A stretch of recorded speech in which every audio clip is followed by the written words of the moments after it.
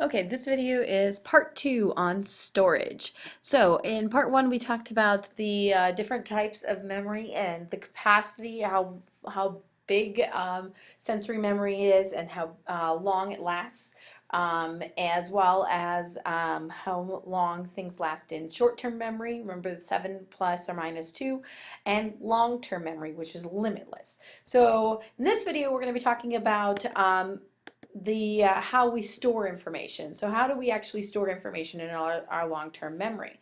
Well, first of all, there is this idea of long-term potentiation. This is the idea that with increased activity in your brain, that neurons will create more connections and have stronger connections. And it kind of goes along with that idea of use it or lose it. And we kind of talked about this at the very beginning of the class when we talked about little kids, and that when you're a little kid, when you start learning things, you have all these neural connections. Your brain has all these neural connections, but as you progress and as you age, if you don't use those connections, you lose them. So long-term potentiation is kind of going along that lines, and if you actually use things more often in your brain, those connections will be stronger, and they will have more connections between neurons. So that's why information will stay longer in long-term memory if you use it more often. For example, right now, if you think of your best friend right now in high school, your best friend or friends, you have a lot of connections with them. You may have a lot of memories about things you've done together, a lot of things that you know about him or her, and then let's say 10 years go by and you don't really see them very much anymore, and you see them again at your high school reunion. Because you had all those connections now with them, those connections were very strong, they were very numerous, and so it'll be a lot easier to pull that information out of your long-term memory. So that's part of how we store information. The other thing is that stronger emotions create stronger memories. These are also sometimes called flashbulb memories. And these flashbulb memories are kind of like this picture in your head, and you because you had a very strong emotion at the time of, you have a very strong picture in your head of what actually happened at that moment in time. For example, you guys are getting to the point where you may not have a very strong flashbulb memory about it, but 9/11 is a more recent example for a lot of people. People remember exactly what they were doing. You think about, for example, when you had your first car accident. Okay, do you remember what happened? Do you remember how you felt? Okay, for you, it may include, do you remember, like, for example, a birthday that was memorable? Do you remember your 13th birthday when you first became a teenager? Ooh. Maybe it was your first day of high school. Okay, there are strong ones where you remember a lot of that. Okay, another example. Funerals, sad to say, can also have flashbulb memories, and you will distinctly remember how you were feeling. I have been to many funerals myself. I think the saddest funeral that I ever went to, however, was a friend of mine came to my wedding in June, and June of one year, and she called me, I think in the end of July, and she told me I just saw her in June, and she told me in July that her daughter died, and her daughter was 8 months old. She died of SIDS, sudden infant death syndrome.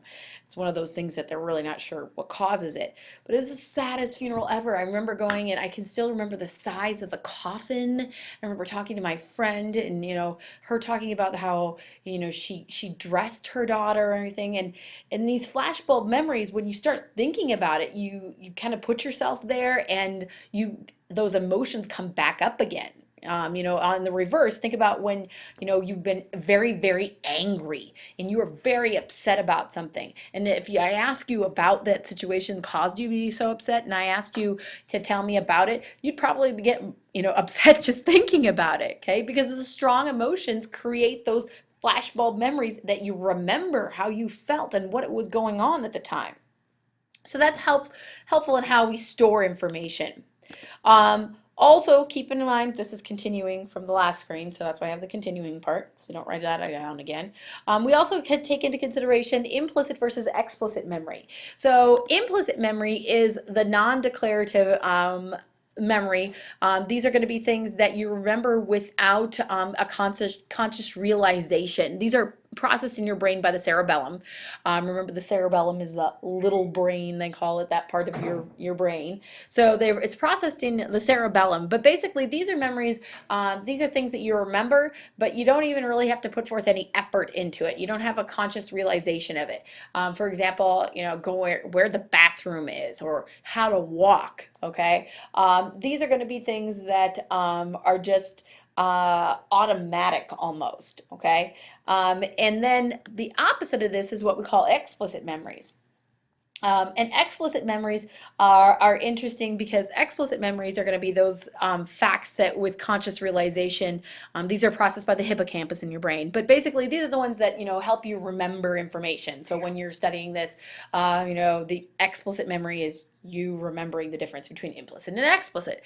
But explicit memory, these are the declarative ones where I have to work at remembering the names of all of my new students, for example. Okay, explicit memory. Now, the interesting thing is that there have been studies that have done with Alzheimer's patients, and they look at the fact that explicit memories are gone. I mean, they don't remember, who their significant other is, their children, their friends. They don't remember anybody, right?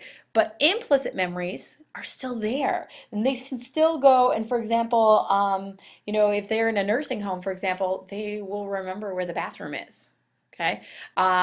Or they still remember how to walk, that kind of a thing. They still remember those types of things. Now, there are also interesting studies like the case of HM. HM was a very famous case that was in the 20th century, of a guy that he had surgery, and he had to have necessary surgery to remove part of his brain, and he had old memories of before his surgery, but he could not establish new memories. And so it was interesting because he was able to use his explicit memory, but not implicit. Another example is